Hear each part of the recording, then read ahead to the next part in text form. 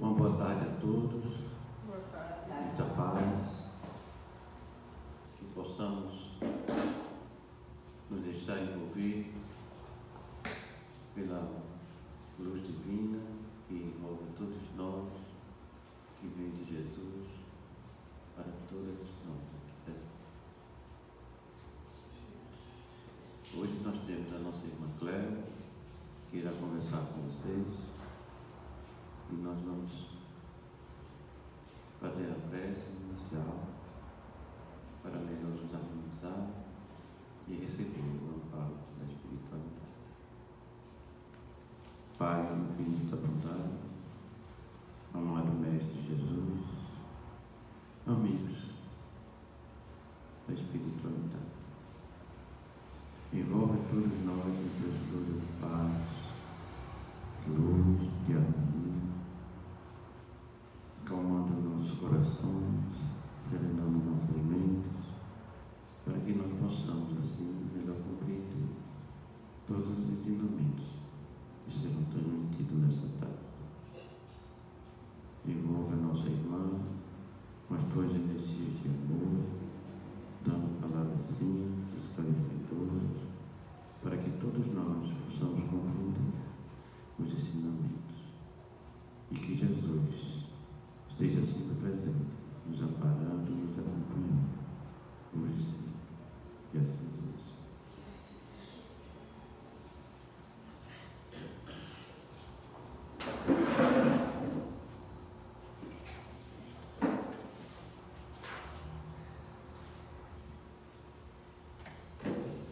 Boa tarde. Estamos nós aqui novamente, não é? Que possamos estar amparados pelos benfeitores espirituais, trabalhadores da nossa casa, nosso irmão Bidu, para que assim, intuídos por eles, possamos trazer os esclarecimentos que nos propomos na tarde de hoje. O nosso tema é um tema que está no Evangelho segundo o Espiritismo, no capítulo 24, Por a candeia debaixo do alqueire. E o tema é a coragem da fé. E a gente pensa assim, né? O que é que a gente está buscando nesse momento em que a gente está aqui já numa caminhada longa, nessa mesma reencarnação e muitas outras que vieram antes dessa. E como é que está a nossa prática desses ensinamentos diante dos desafios que a vida nos apresenta, não é? Então a gente vai conversar um pouquinho sobre esse tema para que a gente possa individualmente fazer uma investigação interior para que a gente possa compreender em nós como é que nós estamos diante desta coragem, diante dessa disposição em desenvolver a fé. Para começar, eu gostaria de contar uma história. Num certo dia, uma menina pequena, ela chega em casa com um desafio. Ela tem que explicar na escola o que é fé. E ela não conseguiu entender a explicação da professora. E pediu ao pai, chegou em casa toda satisfeita: pai, o senhor sabe o que é fé? Aí o pai olha para ela, fica assim pensando: sei, mas não era simplesmente o saber. O que ela queria mesmo era algo que fosse significativo. Uma criança, não é qualquer definição que você vai dar, né? E aí ele pergunta, ela diz: não, é uma tarefa da escola. É para agora? Não vou, daqui a pouco eu te digo. E passou. Quando foi mais tarde, a menina chegou e: pai, você está onde? Aí ele: estou aqui embaixo. Embaixo aonde? No porão. Aí ela não gostava muito de ir no porão, porque o porão normalmente é um lugar escuro. O porão é aquela parte de baixo da casa, né? E aí ele diz: vem cá. Aí ela vai assim, meia desconfiada, e quando ela chega nos Estados Unidos, os porões normalmente eles têm assim, uma porta que abre para cima. Não é assim, você abre a porta no chão e vai descendo uma escada. Então era um porão desses, que ela abria a porta e que descia as escadas. Quando ela chega na porta. Aí ela abre e ela faz: pai, o senhor está aí? Aí ele fez: estou. Você está me vendo? Não, mas estou lhe ouvindo. Então pule, que eu lhe seguro. E ela não titubeou, pulou. E obviamente o pai estava lá embaixo e segurou. E aí ele acende a luz e ele diz para ela: isto é fé. É você acreditar que em todos os momentos vai ter um Deus que você vai precisar se atirar e Ele não vai te desamparar. E aí ela chega na escola e conta essa história e a própria professora fica encantada com a forma como o pai explica a ela o que é fé. E ela também dá esse exemplo de coragem, porque a confiança que ela tinha no pai era tão grande que ela não pensou duas vezes. Quando o pai disse se jogue, ela se jogou. E é sobre essa coragem que a gente vai conversar um pouquinho nessa tarde. Tem uma passagem do Evangelho que está lá em Mateus 17:20, que diz assim: eu asseguro que, Jesus nos diz, se vocês tiverem a fé do tamanho de um grão de mostarda, poderão dizer a este monte: vai daqui para lá, e ele irá. Nada será impossível para vocês. Então Jesus nos dá essa orientação, que se tivermos a fé de um grão de mostarda, poderemos fazer qualquer coisa. Nada será impossível para nós. Fé de um grão de mostarda.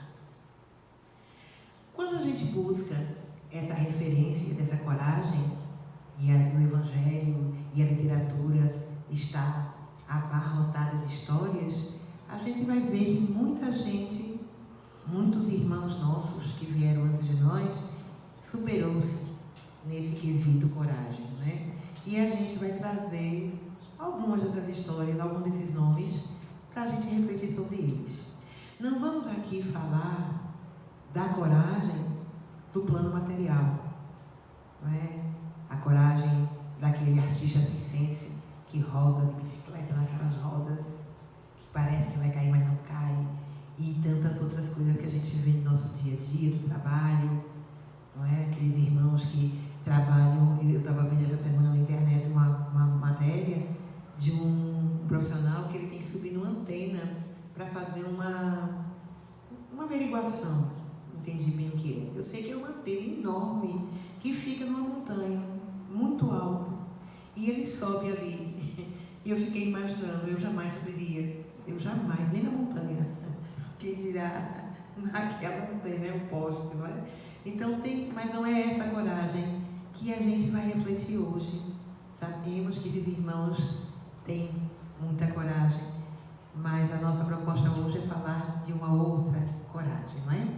Então, a primeira lembrança que a gente traz quando pensa em coragem da fé são os nossos irmãos lá dos primórdios, os primeiros cristãos, aqueles que sabiam que iam morrer e que iam cantando e que não tinham dúvida, e que antes deles irem, não é, eles eram presos, havia um movimento, uma perseguição muito grande aos cristãos. E quando eles eram encontrados nas catacumbas, estavam escondidos, catacumbas, eles eram presos e eles eram assim, interrogados. E era pedido a eles que negassem a fé. Achava isso.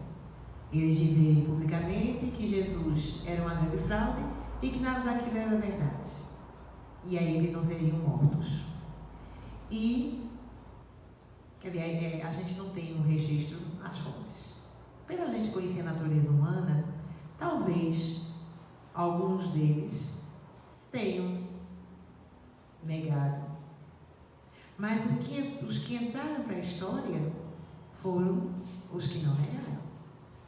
O registro que a gente tem na história são dos irmãos que enfrentaram a morte e era morte com requintes de crueldade.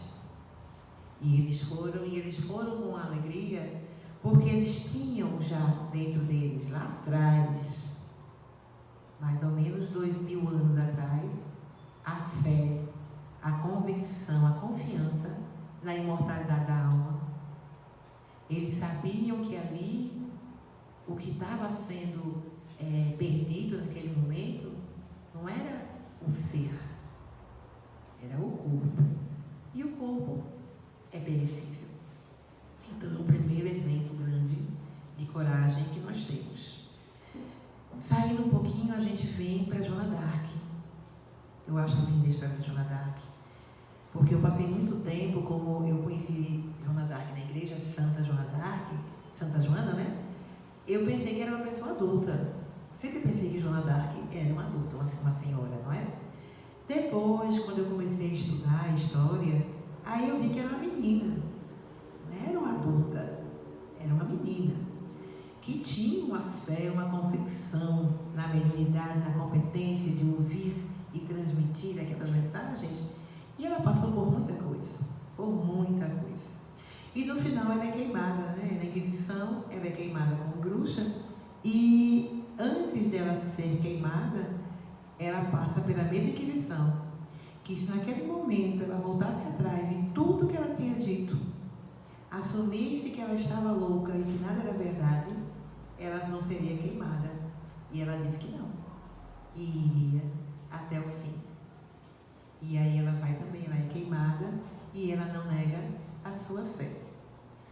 Mais pertinho nós temos Francisco de Assis, que também tem uma história belíssima, não é? Ele participa de uma guerra, de várias guerras, e aí ele começa a ter pesadelos, ele começa a ter visões, e ele começa a colocar em xeque aquilo que ele acreditava antes, até ele ter a certeza que aquele caminho que ele estava indo não era o melhor caminho, e ele não queria mais nada, ele queria uma outra vida. E aí, como ele era um nobre, o pai dele não aceita aquela revolta dele. E aí, quando o pai vai dizer para ele que ele não pode fazer aquilo, aí ele até a roupa que ele estava vestido, ele tira como um símbolo de que estou me desvinculando de tudo que veio antes. A partir de hoje eu tenho uma outra compreensão, e é essa compreensão que eu vou seguir. E aí nós temos uma história belíssima. A história de Francisco de Assis é uma história muito linda, assim, da gente conhecer, de trabalho, de devoção, de resignação, de superação. Não é? Então é uma história maravilhosa, toda fortalecida nessa coragem, nessa fé. Aqui nós temos Irmã Dulce, que também tem uma história belíssima, não é? Ela chegou ao ponto de não poder mais ficar no convento, porque a obra dela é tão ampla, tem tanta gente que começa a criar assim, um constrangimento.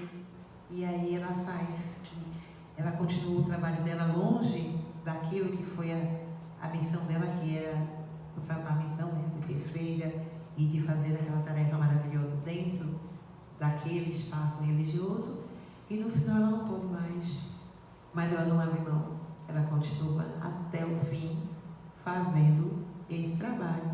E no final ela fica muito doente, e os médicos dizem que ela não pode mais fazer nada, né? Ela tem um problema de pulmão muito sério, e ela diz que, ela responde assim, que a fé dela é baseada no trabalho, que sem o trabalho ela não tem fé. Então são exemplos assim brilhantes que nós temos, não é? Mas o meu preferido sempre é o Paulo. Eu tenho assim uma admiração por Paulo, o apóstolo Paulo, porque o apóstolo Paulo, ele traz assim, quando a gente vai estudando, né, especialmente aquele livro Paulo Estevão, que traz isso bem claro, quem era Paulo antes do encontro com Jesus e quem tornou-se depois, não é? Então, o Saulo, ele era uma pessoa vingativa, orgulhosa, presunçosa, e assim, dono da verdade dele. E em nome daquilo que ele acreditava, ele não mediu esforços e perseguiu os cristãos, não é? E perseguiu bem. Quando ele tem o contato com Jesus na estrada de Damasco, que que ele tem a conversão, ele não fica assim, será que é, será que não é? Ele muda. Só que ele muda e ele não vai automaticamente colocar em prática. Não. Ele primeiro muda em si. Ele se afasta daquilo tudo. Ele vai para um lugar distante. Ele se isola. Ele vai trabalhar naquela profissão que ele tinha, que ele era algo semelhante a sapateiro, né? E ele vai se burilando, compreendendo, até ele estar pronto com as aquisições dele para poder falar e dar testemunho daquilo que tinha acontecido com ele. Então ele passou por um processo de amadurecimento interior para que a transformação realmente fosse verdadeira. Não foi aquela conversão, hoje eu conheci Jesus. Conheceu Jesus, ele conversou. Jesus em espírito, mas ele conversou com Jesus. Mas ele não automaticamente saiu espalhando as 4 ventos. Ele se preparou interiormente para abraçar essa missão, né? Para abraçar essa obra, não é? E ele tinha uma determinação. Paulo não era uma pessoa neutra. Do mesmo jeito que ele era assim, determinado na perseguição dos judeus, dos cristãos, ele também era determinado, era muito assim positivo quando ele começou a trabalhar em prol do Evangelho de Jesus. Então, Paulo traz para a gente todos eles trazem para a gente, todos os grandes exemplos de superação na fé trazem para a gente o quê? Não pode haver neutralidade. A gente compreende o processo, abraça o processo e segue, sem neutralidade. Não podemos estar naquela expressão em cima do muro. Nós precisamos realmente escolher o caminho que vamos seguir e seguir. E Paulo também passou pelos percalços dele e ele nunca voltou atrás, né? Tem uma história de Paulo que eu acho assim, fora de série, quando a filha de um dos líderes romanos está muito doente e ele conhece Lucas, sabe que Lucas tem a condição de curar aquela filha. Ele vai ter que dizer, ele vai pedir para o centurião, não lembro se é o centurião, para aquele personagem romano ir até onde Lucas está. A perseguição aos cristãos está assim no auge. E ele vai e diz, e diga que fui eu que te mandei. Então ele coloca a fé, a conversão, a compreensão da importância que é ter essa vivência acima de tudo. Porque ele diz, eu disse lá para o centurião, você vai até lá, diga a Lucas que fui eu que pedi para você ir, e Lucas vai lá e ele tem a condição de curar sua filha. Só que onde Lucas estava, tinha muitos cristãos.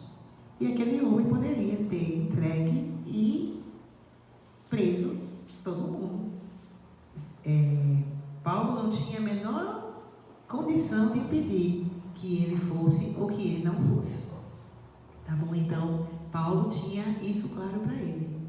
O dar testemunho desse amor é maior do que qualquer coisa. É maior do que eu, né?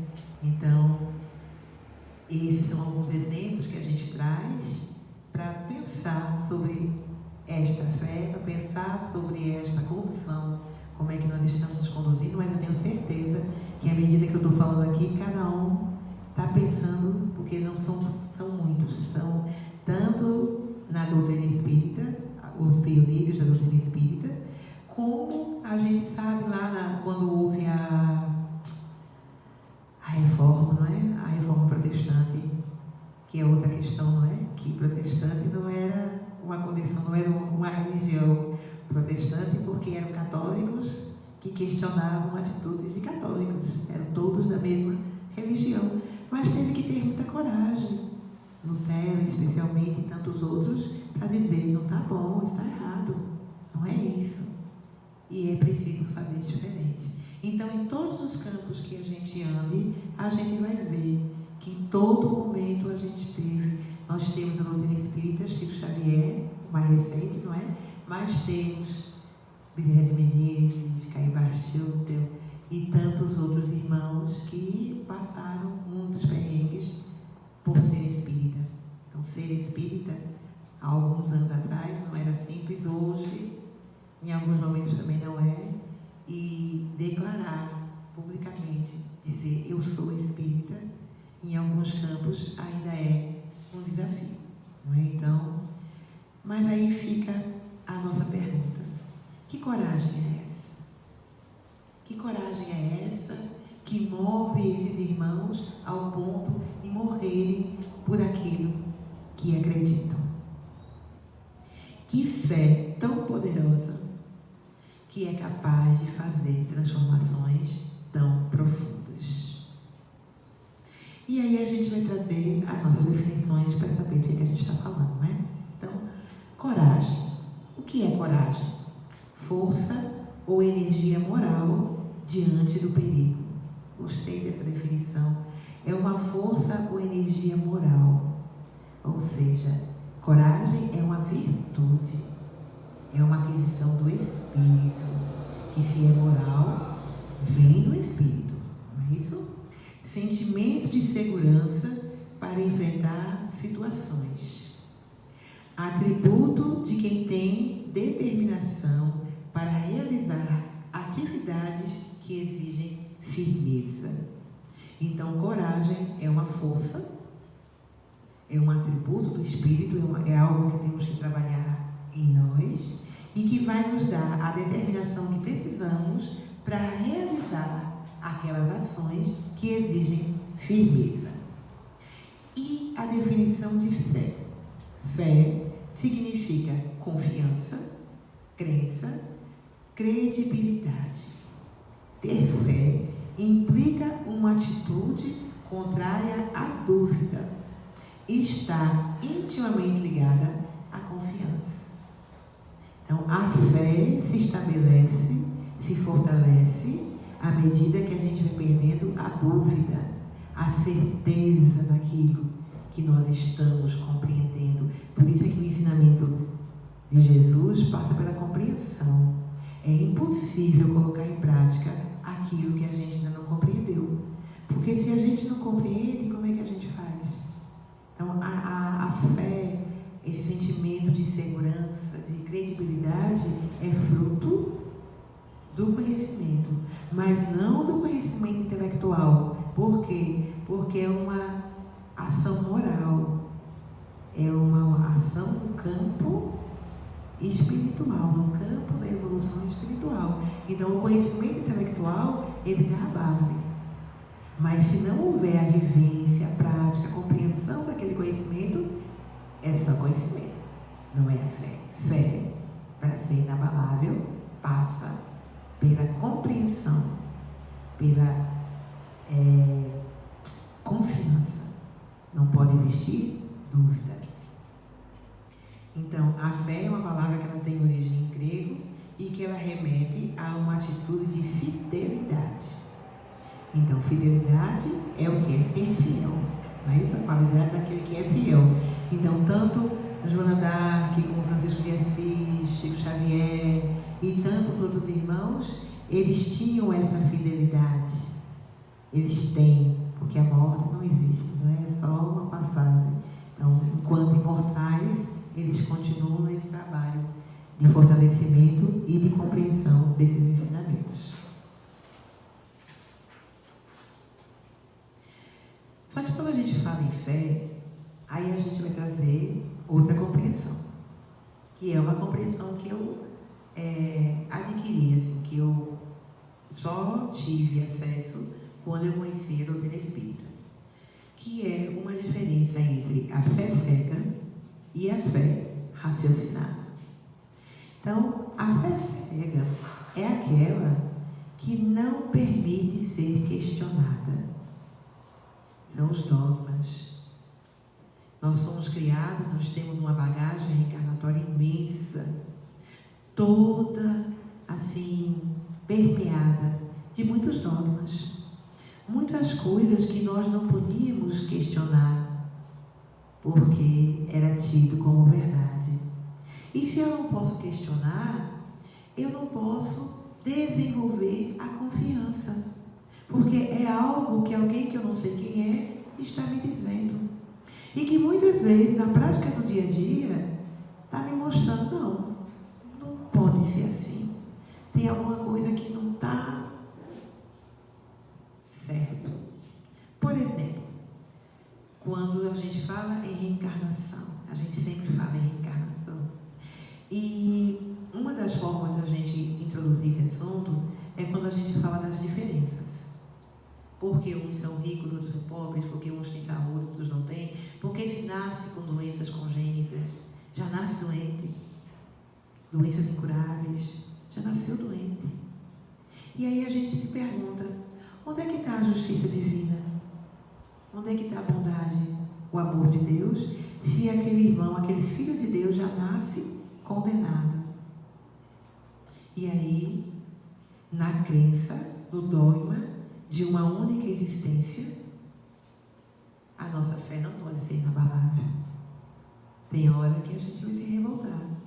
Puxa vida, eu sei que eu preciso acreditar em Deus, mas está difícil acreditar em Deus, tanta coisa. E aí o Espiritismo vem trazer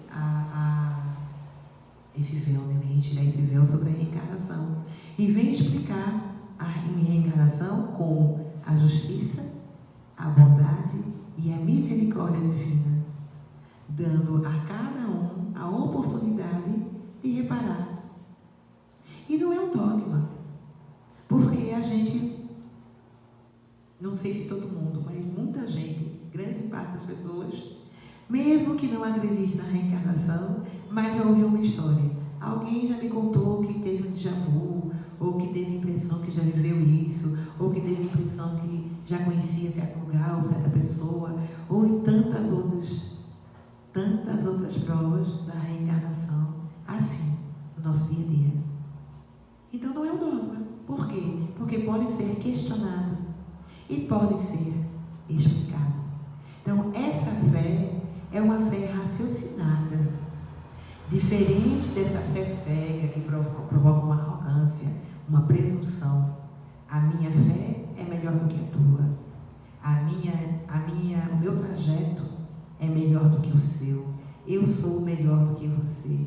Então a fé cega, ela é separatista, né? Ela sai segregando cada um na sua denominação, e daqui a pouco nós que somos todos cristãos e que somos monoteístas, ou seja, acreditamos no único Deus e estamos brigando por este Deus. Isso quer dizer o quê? Que só existe um Deus? O que existe muitos deuses e cada religião tem seu Deus. Não são todos cristãos? E a base do cristianismo não é o monoteísmo? Então por que cada um tem um Deus diferente? Então é algo que vai de encontro à razão. Quando a gente para refletir, não se encaixa. Então a fé cega, não é? E a fé raciocinada é aquela que utiliza do livre-arbítrio, ou seja, o seu poder de escolha, e da razão para exercer o questionamento e formular um conjunto de certezas e informações que fundam a sua fé. É um conjunto de certezas, lembra? A fé não pode ter dúvida. Então, a fé raciocinada, o conhecimento, a compreensão, a prática, vai me ajudando a me fortalecer e a conhecer, a compreender, a ter a certeza. E esse fundamento é quem vai me dirigir diante dos desafios, não é? Então, a fé raciocinada é o ato de pensar os sentimentos espirituais, refletir sobre suas crenças e permitir-se viver respeitando o livre-arbítrio, seja o seu ou do próximo. Então, a base da fé raciocinada é o livre-arbítrio. Cada um escolhe. Foi um direito dado por Deus. Escolha. Você vai escolher o seu caminho. Ninguém aqui, nesse plano, pode interferir do livre-arbítrio, porque foi Deus quem nos deu. E só Deus é quem pode nos tirar. E nós somos reencarnantes, já fizemos muita coisa e Deus nunca tirou. Como é que nós queremos tirar o livre-arbítrio uns dos outros? E aí, para a gente ter essa fé, a gente vai usar a nossa razão. E essa nossa razão, ela vai desenvolver na gente um espírito crítico. Hoje em dia a gente fala muito sobre isso, não é? Hoje em dia é pedido na sociedade que a gente vive hoje, nos meios, não é? Na escola, no trabalho, até valorizar os profissionais que têm esse espírito crítico, que têm essa condição de discernir com uma abrangência, com uma clareza maior. É diferente, não é? É uma aquisição diferenciada num processo de contratação. Uma pessoa que tem a condição de ter esse espírito crítico. E a fé raciocinada vai desenvolver em cada um de nós esse espírito para que a gente construa em nós a nossa fé inabalável. O que é a fé inabalável? É aquela fé que pode encarar a razão em todas as épocas da humanidade. Então, é aquela fé, é a fé que a irmã Lúcia tinha, é a fé que Paulo de Tarso tem, que tinha, não tem, né? A gente precisa melhorar essa nossa compreensão. Nós diremos o tempo todo que nós somos imortais, que nós somos espíritos imortais, mas sempre que a gente fala de alguém que já está no outro plano, a gente usa o passado. Era uma pessoa boa, Não. Se a morte, ela é uma passagem, ela é um processo, um meio termo, não é? É aquilo que o corpo precisa, o espírito precisa para se libertar, então a gente continua. Aquele espírito continua, com toda a aquisição. Então, Paulo de Tarso, irmã Dulce, Maria Teresa de Calcutá, Chico Xavier, Emmanuel e tantos outros, são irmãos que têm essa coragem, essa fé inabalável, que com certeza no nosso meio de convivência nós também conhecemos pessoas da nossa vivência que também têm e que também são um grande exemplo para nós, que ainda não temos, né, para mim, por exemplo, de que essa fé precisa ser inabalável. Vamos sair um pouquinho dele e vamos para os nossos fundamentos, né? Onde é que está isso que a gente está falando? No Livro dos Espíritos, lá no finalzinho, onde Kardec vai falar sobre as leis morais, na pergunta 833, Kardec pergunta, é um capítulo que ele fala sobre liberdade do pensamento. E aí Kardec pergunta: há no homem qualquer coisa que escape a todo constrangimento e pela qual ele goze de uma liberdade absoluta? E aí os espíritos respondem: é pelo pensamento que o homem goza de uma liberdade sem limites, porque o pensamento não conhece entraves. Pode impedir-se a sua manifestação, mas não aniquilá-lo. Então, o pensamento é livre. Na nossa forma de pensar, nós exercemos o livre-arbítrio de uma forma assim total. Nós realmente exercemos o livre-arbítrio. Nós podemos pensar o que quisermos, tá certo? Só que Kardec pergunta: o homem é responsável pelo seu pensamento? E aí os espíritos respondem: é responsável perante Deus. Só Deus, podendo conhecê-lo, condena-o ou absolve-o segundo a sua justiça. Então nós podemos pensar o que nós quisermos. E quando Kardec pergunta e os benfeitores respondem, a gente pensa o seguinte: que todas as ações, elas começam no pensamento. A nossa forma de pensar é que vai dar a nossa linha de nos conduzir.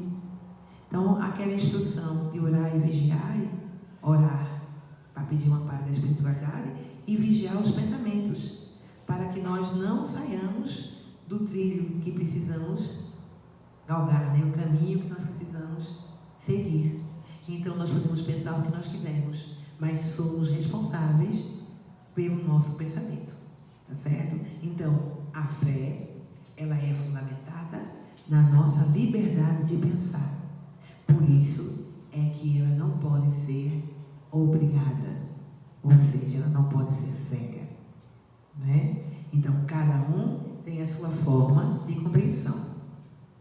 Entretanto, aquela fé que não nos transforma em pessoas melhores não é uma fé inabalável. Ela só é inabalável quando ela nos traz a reflexão crítica, nos ensina a nos conhecer e nos força a fazer as melhores escolhas, ou seja, as escolhas baseadas, fundamentadas nos ensinamentos do Evangelho de Jesus. E aí, lá no finalzinho do Evangelho, num capítulo chamado Coletâneas de Preces Espíritas, também tem, numa introdução, uma fala sobre essa liberdade.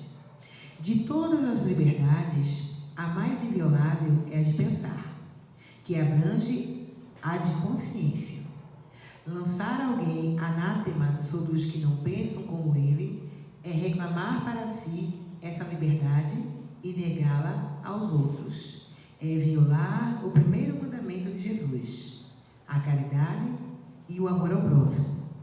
Perseguir os outros por motivo de suas crenças é atentar contra o mais sagrado direito que todo homem tem, o de crer no que lhe convém e de adorar a Deus como o entenda.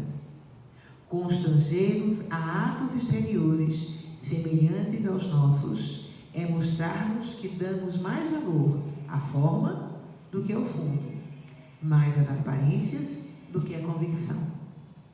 Então, essa coragem que esses irmãos nos mostram lá nos primórdios e que nos mostram hoje ainda, ela está livre das aparências. Eles não estão preocupados com o que o outro vai pensar. Nós não podemos estar mais, nesse momento da nossa evolução, preocupados com o que o outro vai pensar. Sermos neutros. Não temos a coragem de assumir aquela postura que nós escolhemos para a nossa vida. E aí nós sabemos o certo, mas temerosos de não ser amparados pela nossa convivência, nós escolhemos os equívocos, quando a nossa preocupação deveria ser com o espírito imortal, porque é esse que nós somos.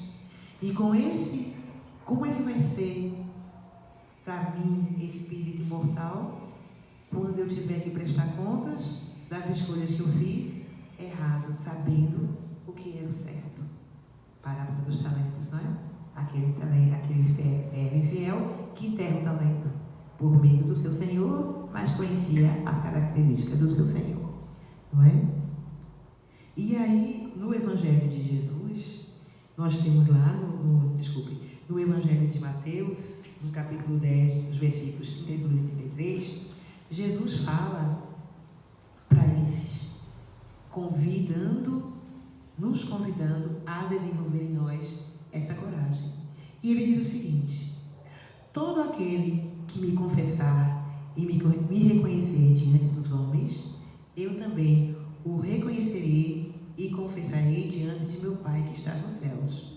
E todo aquele que me renegar diante dos homens, também eu o renegarei diante do meu Pai que está nos céus. Essa passagem está no Evangelho de Mateus, capítulo 10, versículos 32 e 33.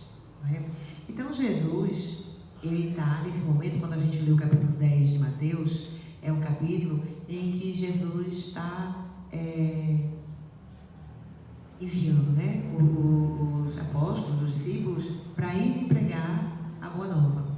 E ele vai dizendo como é que eles devem se proceder diante daquilo da lei. É aquela passagem que diz que se você bater a porta e a pessoa não abrir, até a poeira você deve deixar. E tantas outras mensagens que ele vai falando sobre como deve ser feita essa propagação, sempre preocupado em não ferir o outro. Eu vou falar de uma mensagem, eu vou falar de algo que me faz feliz. Então, eu vou levar alegria na minha fala, mas nunca o constrangimento e nunca a obrigação. É um convite. Jesus convidou o tempo todo, Jesus faz convites. Jesus não obrigou ninguém. E muitos daqueles que seguiram Jesus, que acompanharam Jesus, não se transformaram. Não mudaram a sua fé, não mudaram a sua forma de pensar o mundo. Muitos deles continuaram do mesmo jeito, mesmo acompanhando Jesus. Não é? Então, Jesus diz o quê? Que aquele que me negar diante dos homens, eu o negarei diante do meu Pai. O que é que Jesus está dizendo? Que confessar é viver em conformidade com os ensinamentos do Mestre. Ou seja, dizer que eu sou cristão não é dizer que eu sou cristão, é viver como cristão. Se eu digo para o irmão, eu estou dizendo, meu irmão, perdoe. Primeiro eu vou pensar para mim, eu perdoo? Não. Como é que eu vou dizer para alguém fazer algo que eu não faço? Como é que eu vou falar de coisas, de ações, de verdades que eu não pratico? É isso que Jesus diz. É isso que ele está dizendo quando ele fala: aquele que não me confessar e não me reconhecer diante dos homens. Me confessar e me reconhecer. Aquele que não tem uma vivência evangélica na sua vida prática, no seu dia a dia, não tem condições de dar o exemplo, porque está falando de ações que não pratica. E o que é que fazia com que aqueles irmãos fossem os primeiros cristãos? Eles já tinham a conversão. Eles foram humilhados, eles foram castigados, e eles não se revoltaram. Eles não partiram, eles não agrediram os seus algozes. Eles compreenderam que aquele estava equivocado. E não vai ser pela violência que eu vou mostrar que ele está equivocado, porque ele já é violento. Se eu agir com violência, eu estou no mesmo patamar. Eu tenho que agir de uma forma diferente. E é justamente porque os cristãos agiram diferente que o cristianismo tornou-se a força que é hoje. Porque se tivesse tido uma revolta, uma guerra, invasões e tudo mais, teria ficado aquela mágoa. Mas invadiu, mas matou. Veja, os cristãos, em nome de Jesus, entraram não sei aonde e mataram 1 milhão de pessoas. Não eram os cristãos. Eram pessoas que não tinham a condição, como fala o Evangelho, de confessar diante dos homens, mas que confessava, que falava, que fazia em nome de Deus, mas as suas ações iam de encontro às leis de Deus. Então, a ação não era coerente, era o dogma, né? Está saindo por uma guerra santa que não é santa, porque guerrear no campo material não é a proposta do Evangelho de Jesus. A guerra é contra as nossas más tendências. É uma guerra íntima. Cada um guerreando com si próprio. Jamais com o outro. Não é essa a proposta do Evangelho. Não é? E essa passagem, ela traz uma reflexão para a gente. O que é mais importante para cada um de nós? Mostrar para o outro o que nós fazemos? Ou fazer verdadeiramente aquilo que precisamos fazer, mesmo que os outros não percebam? Então, os discípulos, eles são convidados a dar um testemunho da verdade. Os discípulos de Jesus, aqueles que se colocam na condição de aprendizes do Evangelho, são discípulos de Jesus. Qual é o propósito? Dar testemunho da verdade. Que verdade? E aí a gente vai ver que essa falta de compreensão dessa verdade é que faz com que tenha tantas denominações. Sempre que eu falo em denominação, me lembro de seu Chico, né? A imensa quantidade de denominações que nós temos aqui no nosso planeta. Mas a verdade é uma só. A verdade qual é? Deus, infinita bondade, imortalidade da alma, reencarnação, comunicabilidade dos espíritos, vida de verdade, vida como nós a compreendemos, aqui também é no mundo espiritual. Essas são as verdades. E essas verdades é que nos fortalecem. São essas verdades que vão nos dar a coragem que precisamos para enfrentar os desafios que a vida nos apresenta. E aí a gente muda, a gente não vê que não é uma dificuldade, é um desafio. Porque a vida, essa vida num plano de provas e expiações, não é fácil, não é para ser. Por quê? Porque nós somos reencarnantes num processo de provas e expiações. Estamos aqui prestando contas das encarnações anteriores. Estamos no nosso melhor momento. Estamos mais preparados para passar por esses desafios. É do planeta. É a condição do planeta. Não é uma questão especial. Sou eu, ou é A ou é B. Não, todos nós que estamos encarnados no planeta Terra ou em planetas similares ao planeta Terra de provas e expiações, está passando por muitos desafios que são necessários para o purificamento do espírito, para que possamos habitar mundos regeneradores, que é o nosso próximo degrau. Então, se a gente não passar por esses desafios, não fortalecer a nossa fé e ela não se tornar uma fé inabalável, como é que nós daremos testemunhos desses ensinamentos na nossa vida, no nosso dia a dia?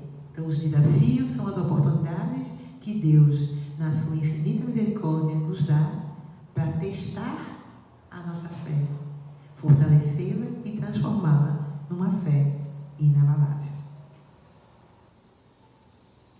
Ainda sobre Paulo, né? Então, Paulo, em Atos ao Apóstolo, no capítulo 20, versículo 24, quando ele é questionado sobre por que ele aceita tanto sofrimento, porque Paulo sofreu muito, ele apanhou muito, ele foi preso muitas vezes, e ele foi condenado à morte, e ele morreu. E aí ele respondendo, ele diz assim: mas em nada tenho a minha vida por preciosa, conquanto que cumpra com alegria a minha carreira e o ministério que recebi do Senhor Jesus, para dar testemunho do Evangelho da graça de Deus. Então Paulo diz assim: em nada tenho a minha vida por preciosa. Ele não tinha essa pretensão de que a vida dele era mais importante do que as outras. Ele tinha uma vida física, nesse plano, Paulo de Tarso, com uma missão, preparar o Evangelho. E ele honrou essa missão até o final. Porque ele acreditava na imortalidade. Ele não tinha dúvidas que o melhor que ele pudesse fazer naquele momento seria, o que viesse do porvir seria uma consequência. Hoje em dia, não é pedido a gente para que a gente se martirize. Ninguém vai ser, pelo menos no Brasil, é um direito constitucional, não é? No Brasil, nós temos o direito de escolher a religião, a filosofia, a linha que nós quisermos seguir.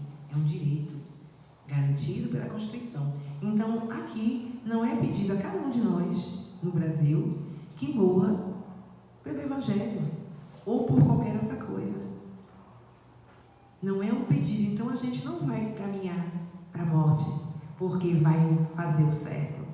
Nem vai ser visto. Até vai ser visto em algumas condições, mas não vai mais dar importância como foi dado em outros tempos. Teve um tempo em que sabia que aquela pessoa era espírita, não passava nem na porta. Aconteceu uma situação comigo muito interessante e eu fiquei assim durante muito tempo sem entender. Logo quando eu conheci o espiritismo lá em Recife, eu vinha de uma denominação evangélica e aí eu comecei a frequentar o centro e ainda não era uma trabalhadora, mas participava de algumas atividades, não é? E assim, a palestra sempre é aberta. Então, numa palestra espírita, sempre tem pessoas de muitas denominações religiosas, não é? E de vez em quando eu encontrava no centro que eu ia assistir a palestra irmãos da minha denominação religiosa, que também estavam ali, não é? E eu ficava assim, pensando sobre aquilo, né? E aí um dia aconteceu que a gente teve lá em casa, na minha casa, teve um aniversário, a gente fez uma organização e chamamos alguns desses irmãos. E eles não foram. E eu fiquei assim, puxa vida, fiquei triste, né? Pensando, puxa, ninguém veio. E passado algum tempo, depois disso,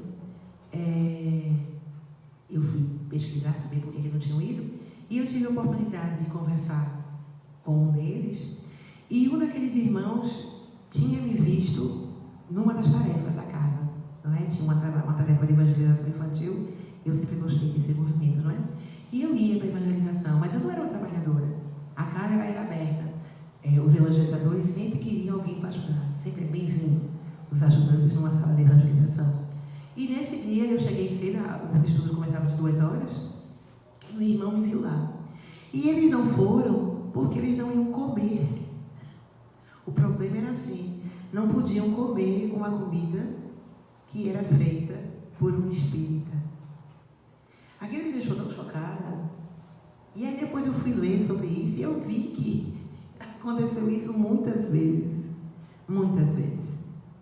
As pessoas que eram espíritas, em algum momento, não mais agora, muito tempo atrás, elas não poderiam, quando elas se denominavam espíritas, quando elas chegavam em ambientes públicos, só faltavam ser apedrejadas. Então já foi muito difícil ser espírita. Hoje não é mais. Hoje a gente pode dizer, ainda posta na internet os nossos estudos, né? A gente tem um movimento espírita dentro da internet, as casas espíritas depois da pandemia usaram a internet como um meio de propagação. E a gente vê assim como isso tem ajudado, como os irmãos têm tido acesso a essas informações, a esse conhecimento. Então, hoje não é pedido mais. Podemos seguir qualquer fé, qualquer linha, ou não seguir fé nenhuma, e não seremos apedrejados, porque somos garantidos por lei. E o que é pedido a nós hoje?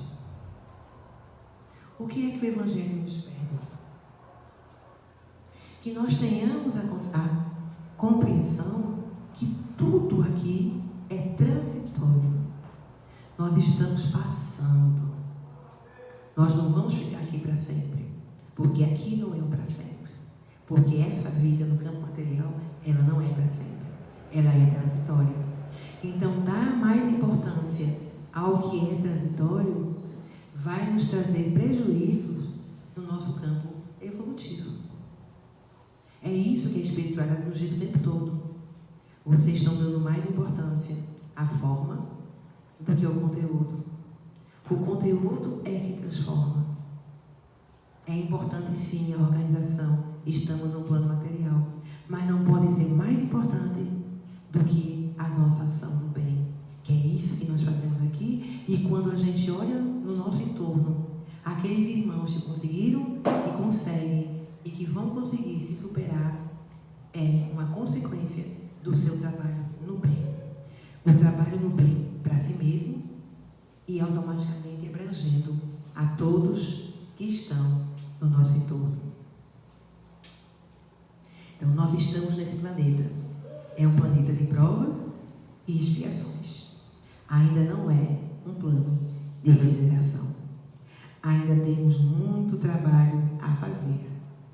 E não há fé que sobreviva sem que nós trabalhemos pela nossa própria melhoria e, consequentemente, pela melhoria do ambiente em que vivemos. Por um mundo melhor, mesmo que ainda não tenhamos a oportunidade de ver. A gente vai trabalhar por esse mundo. Nós estamos trabalhando por esse mundo. Mesmo que esse mundo não seja um mundo melhor. Eu pedi tua ajuda.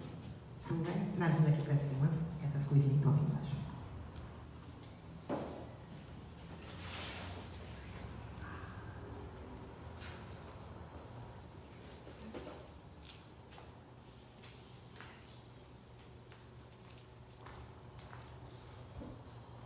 Derrubando aqui, ó, tá vendo?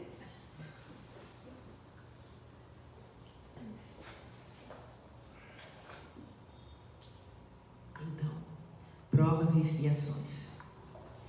A vida nos apresenta, às vezes, umas pedras pesadas que nos impedem de seguir. Às vezes, não são tão pesadas, mas são violentas, né? Ainda são um empecilho. Às vezes, elas são bem pequenininhas, mas fazem muito barulho. E esse barulho nos impede de ver que, de vez em quando, Deus, na sua infinita bondade, adoça a nossa vida através de irmãos encarnados e desencarnados, que são anjos, que vêm dividir conosco a nossa dor, a nossa tristeza, a nossa mágoa, e nos ajudam. Muitas vezes a gente nem percebe, mas nos ajudam a superar. Mas quando é que a gente percebe que esses irmãos estão aqui conosco?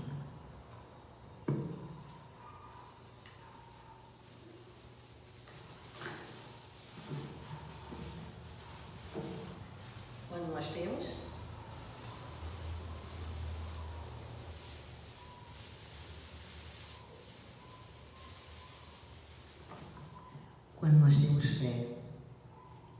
E a fé, ela faz o quê? Ainda consigo ver as pedras? Só que a fé, para que ela seja sentida em nossos corações, ela precisa de algo, ela precisa ser misturada a algo que é muito importante e que é o que verdadeiramente viemos fazer aqui. Que o nosso irmão Romão sempre nos diz, o que é bem Paulo.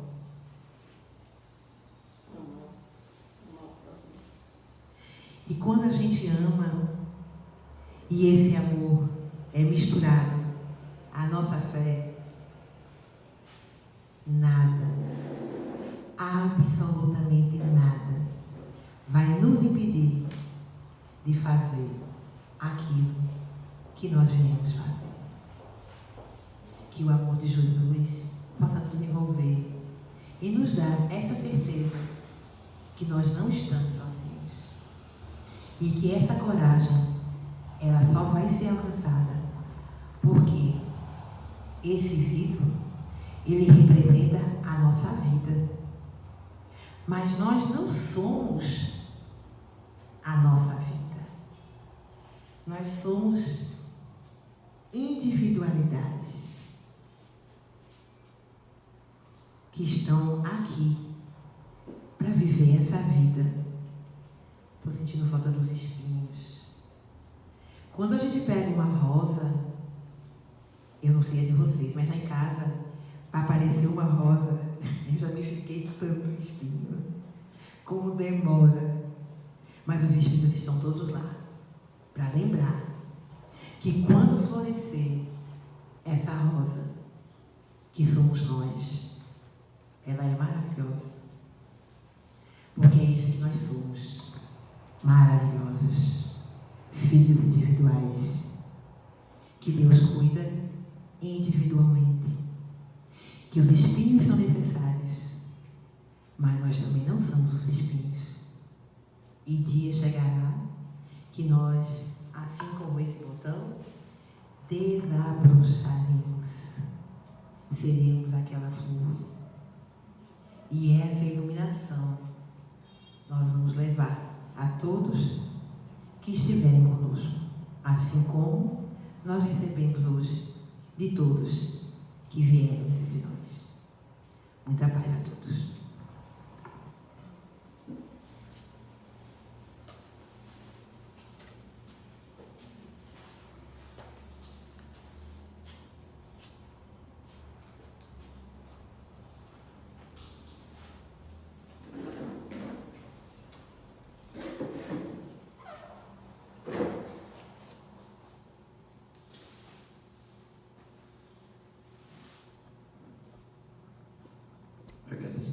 Agradecemos a nossa irmã por essa beleza de ensinamentos, né?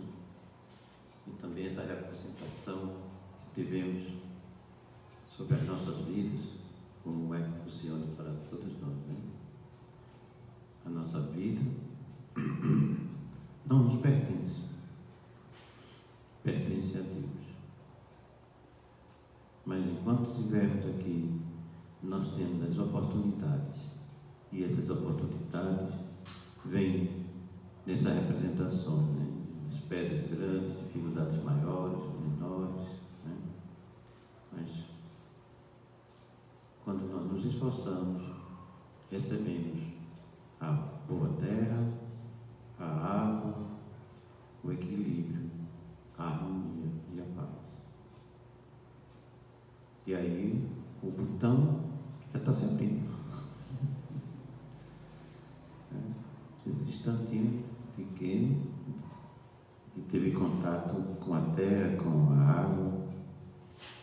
E foi o amor colocado nesse botão também. Porque o amor é o que fez toda essa união de elementos e nos faz criaturas melhores. Esse amor que Jesus nos ensinou, que nos envolve e nos ampara. É esse amor que verdadeiramente é o alimento para superar todas as dificuldades daqui da terra. Agradecemos a nossa irmã e pedimos que ela possa fazer a prece de encerramento.